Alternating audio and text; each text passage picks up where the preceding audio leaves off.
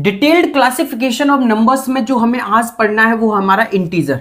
Integer में हम देखते हैं कि इंटीजर को हम जेड और आई से रिप्रेजेंट करते हैं। तो इंटीजर क्या होता है? वो सभी रैशनल नंबर्स जिनका डिनोमिनेटर वन होता है। जैसे मान लीजिए ये एक रैशनल नंबर है, इसका डिनोमिनेटर क्या है? वन है, तो ये हमारा इंटीजर में आएगा। इसका डिनोमिनेटर भी क्या है? वन है, ये भी हमारा इंटीजर में आएगा। इसका डिनोमिनेटर क्या है? वन है, ये भी हमारा इंटीजर में आएगा। ये भी इसका डिनोमिनेटर क्या है? वन है, ये भी हमारा इंटीजर में आएगा। जैसे 2/3 है, इसका डिनोमिनेटर वन नहीं है, तो ये इंटीजर में नहीं आएगा, ये रैशनल नंबर हो गया। तो इंटीजर समझ में आ गया, वो सभी रैशनल नंबर जिनका डिनोमिनेटर वन होता है। अब हमने इस इंटीजर को 3 हिस्सों में बांटा, क्योंकि इसमें पॉजिटिव भी है, निगेटिव भी है, जीरो है। तो जिनका निगेटिव नंबर्स होते हैं, जिनमें माइनस का लास्ट साइन लगा होता है, उनको हम बोलते हैं निगेटिव इंटीजर। जेड निगेटिव से -3, -2, -1, -5। वो नंबर जो जीरो होते हैं, जिनमें ना तो माइनस होता है ना प्लस होता है, तो जीरो को ना तो निगेटिव होता है ना ही ये पॉजिटिव होता है। Zero neither negative nor positive.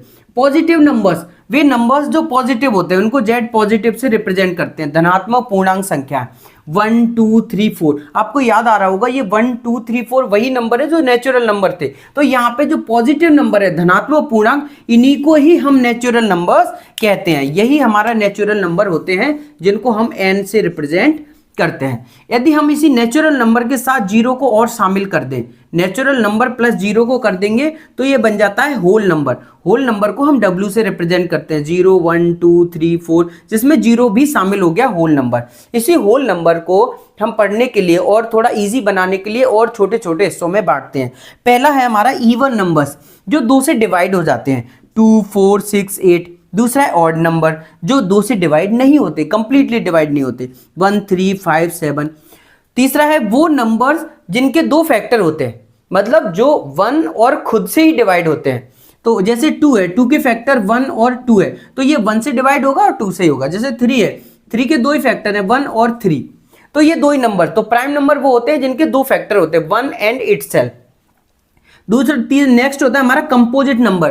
Composite number prime का अपोजिट होता है, वो नंबर जिनके 2 से ज्यादा फैक्टर होते हैं। जैसे 4 है, तो 4 के 1 भी हो गया, 2 भी हो गया, 4। तो 4 3 नंबर से डिवाइड हो सकता है, 1 से, 2 से और 4 से। तो ऐसे नंबर जिनके 2 से ज्यादा फैक्टर होते हैं, वो कंपोजिट नंबर होते हैं। नेक्स्ट है परफेक्ट नंबर।